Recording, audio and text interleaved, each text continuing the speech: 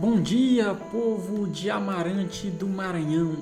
Eu sou o pastor Misael Aragão, pastor da Igreja Presbiteriana do Brasil, localizada aqui na cidade de Amarante do Maranhão.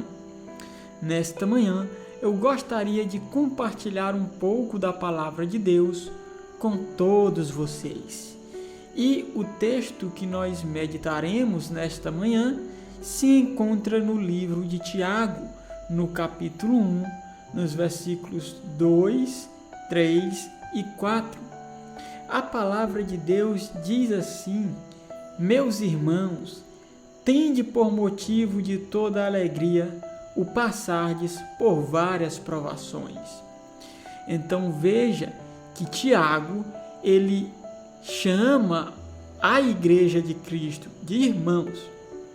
E veja que esse Tiago que escreve essa carta, ele é o Tiago, irmão de Jesus Cristo. Mas no versículo 1, quando ele vai se apresentar, ele diz que é Tiago, servo de Deus e do Senhor Jesus Cristo. Embora ele fosse irmão sanguíneo de Jesus Cristo, ele se declara como servo de Jesus. E quando ele se refere ao povo da igreja, ao qual ele não é irmão de sangue, ele se dirige a eles como meus irmãos, pois são irmãos na fé.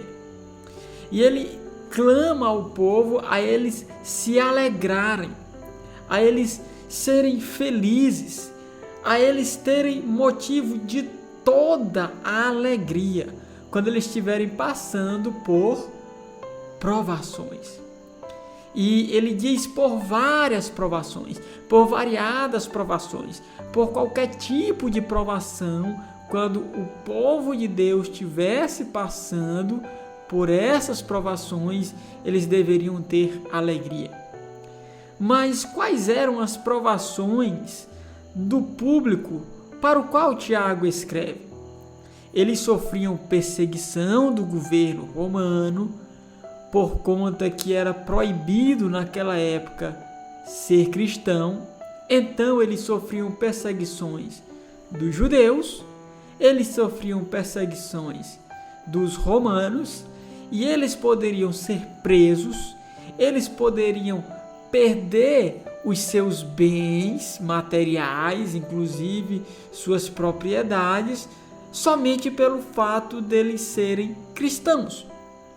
Então veja que, embora eles tivessem provações da vida comum, como a dificuldade financeira para alguns, a dificuldade de saúde para outros, e as dificuldades do dia a dia, como por exemplo os relacionamentos pessoais, a própria dor do luto, eles ainda tinham provações mais graves, mais severas que eles estavam sofrendo. E então, eles são encorajados a terem alegria. Mas Tiago continua falando e ele vai dizer pelo menos 2 motivos pelos quais eles deveriam se alegrar. E ele vai dizer no versículo 3: sabendo que a provação da vossa fé, uma vez confirmada, produz perseverança. Ora, a perseverança deve ter ação completa. Então, o primeiro motivo pelo qual o povo deveria ter alegria nas provações é que as provações, elas produzem uma perseverança. Em outras palavras, quando nós passamos por provações, nós adquirimos paciência. Nós nos tornamos pessoas mais pacientes, pessoas mais perseverantes. Então entenda uma coisa: quando você ora assim para Deus, Senhor, dai-me paciência, você está pedindo para Deus também provações, pois é nas provações que você tem que exercer a paciência, que você tem que exercer a perseverança. Então, se você está passando por um momento de dificuldade, um momento de tribulação, um momento de provação, você deve se alegrar. Porque quando você terminar de passar por essa provação, você será uma pessoa mais paciente. E veja que Tiago diz que a perseverança, ela deve ter ação completa. Em outras palavras, ela não pode ser apressada. O tipo de provação aqui que produz a perseverança ou a paciência é aquela provação que você não tem como apressá-la, que você não tem como terminar ela antes, mas que você está em um estado pelo qual você simplesmente não tem o que fazer a não ser ter paciência, a não ser esperar. É esse tipo de provação que deve produzir alegria em você. Você não está no controle da situação, você não tem como apressar para que o problema se resolva, mas você tem que esperar pacientemente e com perseverança. Então, alegre-se sabendo que suas provações lhe tornarão uma pessoa mais paciente e mais perseverante. E ele vai concluir no verso 4: para que sejais perfeitos e íntegros, em nada deficientes. Então veja, as provações elas acontecem em nossa vida para que nós nos tornemos homens e mulheres completos. Essa é a ideia de perfeitos. Em nada o que? Deficiente, não faltando nada a nós, mas que nós nos tornemos pessoas completas, ou seja, perfeitas. O que você acha que é ter uma vida perfeita? Para muitas pessoas, uma vida perfeita seria uma vida com muito dinheiro, uma vida com muita saúde, uma vida com uma boa família e uma vida sem sofrimentos. Uma vida sem sofrimentos resolveria o conceito do que seria uma vida perfeita na cabeça de muitas pessoas. Entretanto, a palavra de Deus diz o contrário.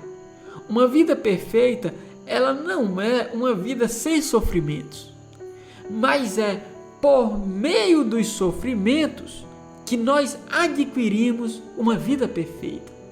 Por isso que Tiago vai dizer: alegrai-vos nas provações, porque elas lhe tornam homens e mulheres completos. E o maior exemplo que nós temos disso é o próprio Senhor Jesus Cristo. Você acha que Jesus Cristo teve uma vida perfeita ou não? Ele foi o único homem que pisou nessa terra, o único ser humano que teve uma vida perfeita. E por que a vida de Jesus foi perfeita? A vida de Jesus foi perfeita, será que foi porque ele era Deus e resolvia todos os seus problemas imediatamente fazendo milagres? Não. A vida de Jesus Cristo foi perfeita porque foi uma vida de obediência. Ele sofreu muito mais do que eu e você sofremos. A vida dele foi perfeita não porque ela não tinha sofrimentos, mas exatamente foi por intermédio dos sofrimentos que ele alcançou uma vida perfeita. Então alegre-se, sabendo que suas provações, os seus sofrimentos produzirão uma vida perfeita. E uma vida mesmo sem sofrimento, nós só iremos adquiri-la no céu. E somente aqueles que têm fé em Jesus Cristo poderão entrar no céu. Aqueles que negam ao Senhor Jesus Cristo, eles herdarão uma vida de sofrimento eterno, nos quais eles não poderão se alegrar nesses sofrimentos. Então, creia no Senhor Jesus Cristo. E fica aqui o meu convite a você, querido ouvinte, que você nos visite. A nossa Igreja Presbiteriana do Brasil, ela está localizada na cidade de Amarante do Maranhão, no centro, na Avenida Deputado Larroque, número 1080. No domingo pela manhã, às 9 horas da manhã, nós temos a Escola Bíblica Dominical. No domingo à noite, às 7 horas da noite, nós temos o nosso culto. E na quarta-feira, às 7 horas da noite, nós temos nossa reunião de oração e doutrina. E você é o nosso convidado especial. Que Deus abençoe todos vocês.